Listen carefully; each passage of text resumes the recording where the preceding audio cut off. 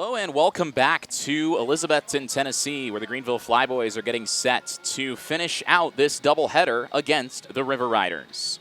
The Flyboys clinched a playoff berth just under an hour ago, defeating the River Riders 8-7 and locking up a second consecutive date with the Kingsport Axemen in the West Division semifinal. The 2-1. Barry hits a drive toward deep right field. Grant Hunter back. He's out of room. That ball is gone. The short porch in right field comes back to bite the Flyboys for the first time. It's a one-out solo homer for Jackson Barry, his first of the season. 1-0 River Riders in the bottom of the first. One gone for Jace Patton. Flyboys trailing 1-0, but they trailed 5-1 after the first inning in the first game of the doubleheader and came back to win to clinch a playoff spot. This is a situation they've been in before. Patton had a 2-run single, plating the third and fourth unearned runs in that fifth inning, where the Flyboys took a 7-5 lead with 2 outs. Jace Patton raising his batting average to .294 with a couple of hits in 4 at-bats in Game 1. Jace Patton has been very consistent for the Flyboys this season. He's also started to settle in on the mound as well. He and A.J. Diaz are both two-way players. Out of the junior college ranks, they've shown some impressive stuff. The 2-0. Patton hits a high fly ball to straightaway left field. Donahue going back. He's out of room, and that ball is gone. Jace Patton with a 2-run shot here in E-Town, and the Flyboys lead 2-1 in the second. Patton's first out-of-the-park home run this season. He had an inside-the-parker about a month ago, but that one clears the high wall and straightaway left. RBIs numbers 21 and 22 on the season. Flyboys take a 2-1 lead. Terrence Bowen, 6'1", 205. A well-built infielder. He's got a homer this season. Ratcliffe off of first, just 1 for 4 stealing bases. Maybe they'll try to force a first and third play. Will the River Riders. 1-1. Bowen hits a soft liner to shallow center. TJ Adams can't get there. That ball is down. And this will tie the game as Eli Evans sprints home. Nowhere to put Barry. The 3-1 pitch. Barry takes ball 4. Forces in Jack Ratcliffe, and Elizabethton takes a 3-2 lead. Here's the 2-2. Crosland hits a soft liner. This ball is down into left center field. 2 runs are going to score at least. Adams over to cut it off, and it's a 2-run double for Jordan Crosland.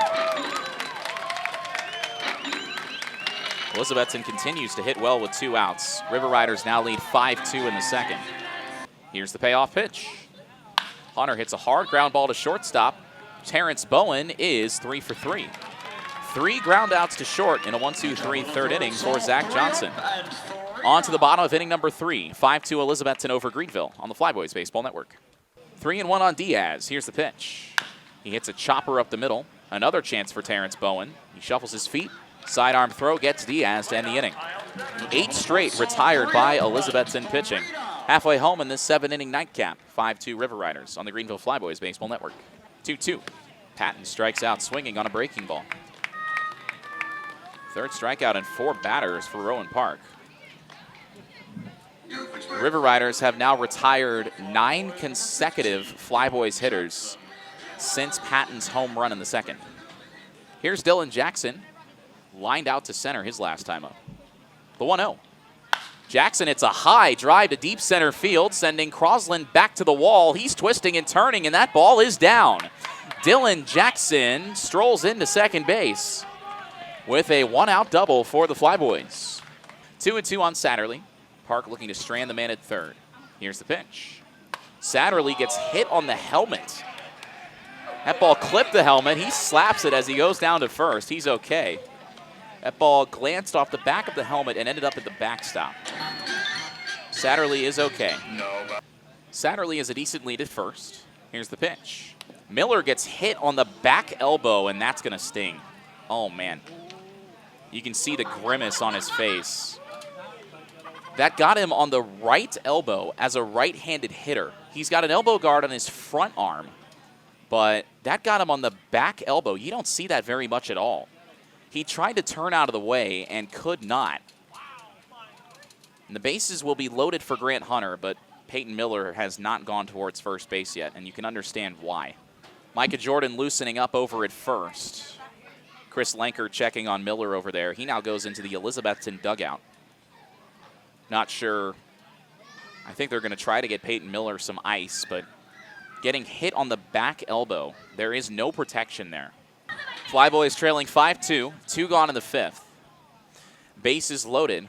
The go-ahead run is at the plate in Grant Hunter. Here's the pitch.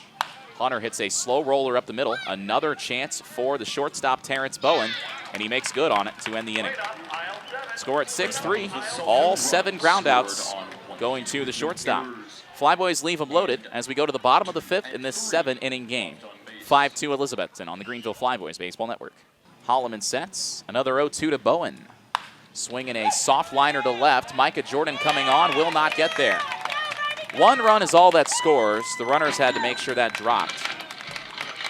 Terrence Bowen was hitting 163, but he's got his 2nd RBI single of the night. As Crosland scores from 3rd, but I believe that's going to be all for Hayden Holloman. Here comes Hunter Sloop, 6-2 Elizabethton. Bases loaded with 1 away in the 5th. 7 walks issued by Flyboys pitching along with 4 hits. 3-2. Donahue takes ball 4, and that forces in a run. 1 hit in this inning, 4 walks issued by the Flyboys.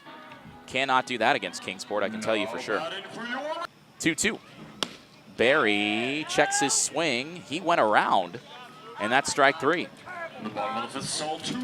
As we go to the 6th, Elizabethton leading the Flyboys by a score of 7-2 on the Greenville Flyboys Baseball Network.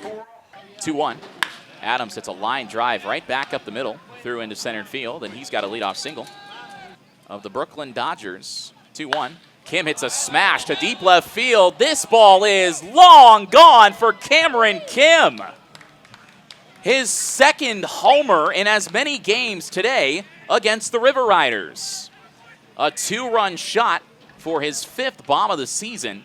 It's 7-4 Elizabethton in the 6th.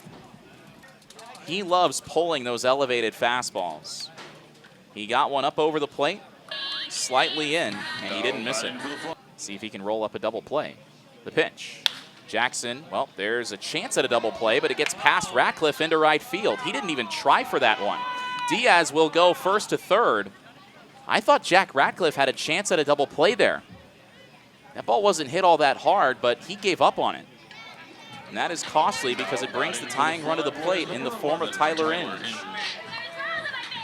Elizabethton has hit 2 batters in this game as well. The 1-0. Inge hits a high fly ball to deep left center field. Crosland sprinting into the gap, makes the catch on the warning track. A.J. Diaz will score. Tyler Inge just missed his 2nd homer in as many nights. But it is a sac fly for the man going to Oregon State. Flyboys have cut it back to 2 with 7-5. Here's the 2-2. Crosland crushes this one to left, and you can forget it. He was due. Solo homer for Jordan Crosland. 6th of the season. 3rd RBI tonight. 38th of the season. And it's 8-5. All else equal, of course. 1-2. Hunter hits a high drive toward deep left field. Luke Donahue is back, and that ball is off the wall.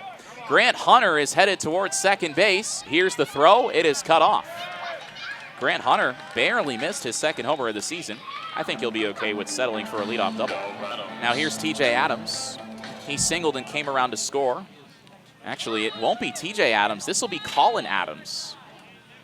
Adams was the starting pitcher in game 1. Colin Adams has had 1 plate appearance this season. He worked a walk. Cesar Garcia sets at the belt. Here comes pitch number 8 to Colin Adams. Fouled off again. Even if Colin Adams doesn't reach, he's doing a fantastic job of making Cesar Garcia work.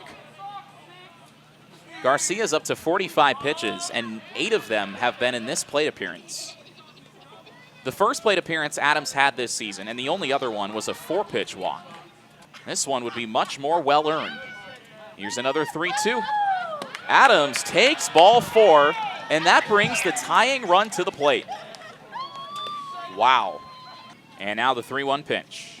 Kim hits a high drive to deep right center field. Jordan Crosland sprinting toward the gap makes the catch. Grant Hunter going to third. He stops there. Cameron Kim just missed that one. 8-5 Elizabethton in the 7th. Second game of a doubleheader, so the Flyboys are down to their final 2 outs. Jace Patton's on deck. He's got a homer tonight. The pitch. Foul tipped and held onto at home plate. Strike 3. Williams went right at him, and now Patton's the last chance for the Flyboys. 2 gone in the top of the 7th. 8-5 Elizabethton. Jace Patton, with men on the corners, represents the tying run. He opened the Flyboys scoring with a 2-run homer in the 2nd. Right-hander sets at the belt. Here's the pitch. Patton hits a high drive, deep left field. Did he get it? Did he get it? He did! This game is tied! Down to their last out. Jace Patton delivers his 2nd homer of the night, and it's 8-8 in the 7th. You've got to be kidding me. Jace Patton, 2 homers, 5 RBIs tonight. The Flyboys were down to their last out, and Jace Patton hits a 3-run homer to tie the game at 8. Unbelievable.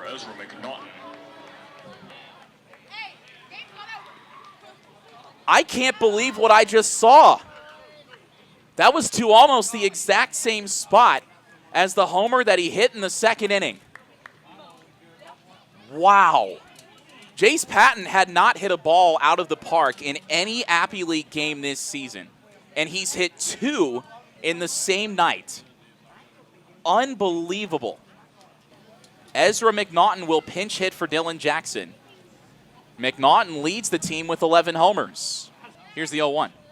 McNaughton hits a line drive to center field. This ball is sinking, and it's down. It gets all the way to the wall. McNaughton's got great speed. This ball's still kicking around out there. He's heading into third, and the Flyboys have the go-ahead run at third base. Ezra McNaughton with a pinch hit triple. All of this coming with the Flyboys down to their final out. Wow.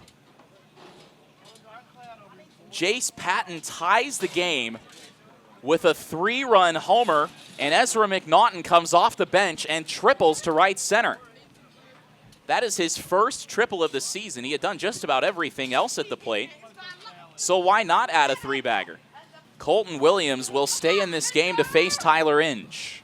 Man at third, 2 gone in the 7th. We are tied at 8. The go-ahead run is at third base. Evans at first base, held on by A.J. Diaz. He's got a 3-step lead, 1-2 the count. Patton fires, the runner goes, the pitch outside. No, strike 3! He punched him out on the slider.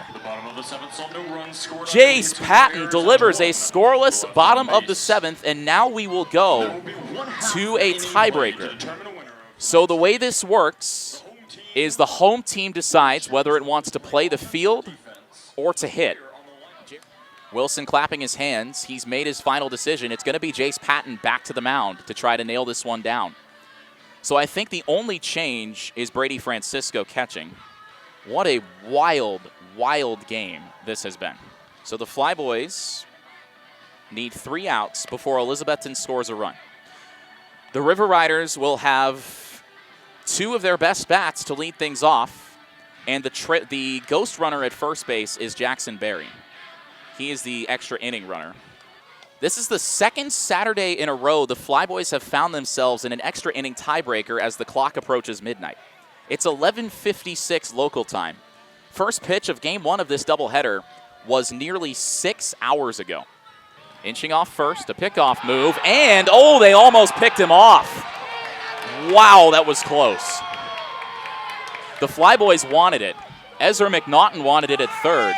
A.J. Diaz was just a tick late. That's going to keep Barry honest over there. Patton with great feet on the mound. The righty's set. The 0-1. Upstairs, it gets to the backstop, and the pickoff was moot. The winning run is at second with nobody out. And the pinch. Wolfgram breaks his bat, hits a flare toward the hole. Tyler Inge cuts it off and throws to first in time. But that moves the winning run to third base with one out. Now, if Jack Wilson is smart, he intentionally walks Jordan Crosland. I don't think you give Crosland a chance to hit. I think Wilson is going to intentionally walk him. He's at the top step of the dugout. Letting Crosland swing away would not be smart. Wilson will intentionally walk Jordan Crosland. That is exactly what I thought. That is the smart move. Crosland gets the four fingers. His run does not matter, so that is the right move. Crosland is Elizabethton's best hitter. And you can say that Wilson is scared, and I think you'd be right. The Flyboys are scared of him. Jordan Crosland in this game has a home run, a double, and 3 RBIs. That would be a death sentence pitching to Jordan Crosland. So it's up to Lennox Lively. Lively has popped out twice and walked twice. Crosland has good speed at first. This is a situation where I think you would send him, but the Flyboys will also intentionally walk Lennox Lively. And I agree with that decision too, because it loads the bases and sets up, one, it sets up the double play. But what it also does is it takes away the opportunity for Crosland to steal second. So now the bases are loaded with one out, the winning run at third, the other 2 runs do not matter. Jace Patton, who tied this game at 8 with a 3-run homer as the Flyboys were down to their final out, will face Eli Evans. Evans, so far in this game, has not hit safely. Reached on an error, grounded into a fielder's choice, walked and flied out. He's scored 2 runs. Patton looking in for the sign from Francisco. Here's the 0-2. Breaking ball hit on the ground to third. McNaughton up with it. The throw to the plate is offline, and Elizabethton wins. McNaughton threw it away, and that's the game.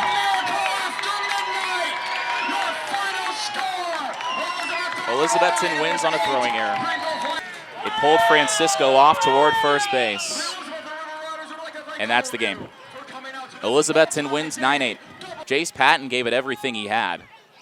Flyboys fall in sudden death, 9-8 your final on a throwing error. Flyboys did everything right except make the throw, but that was a phenomenal game between 2 teams that gave it absolutely everything they had here tonight.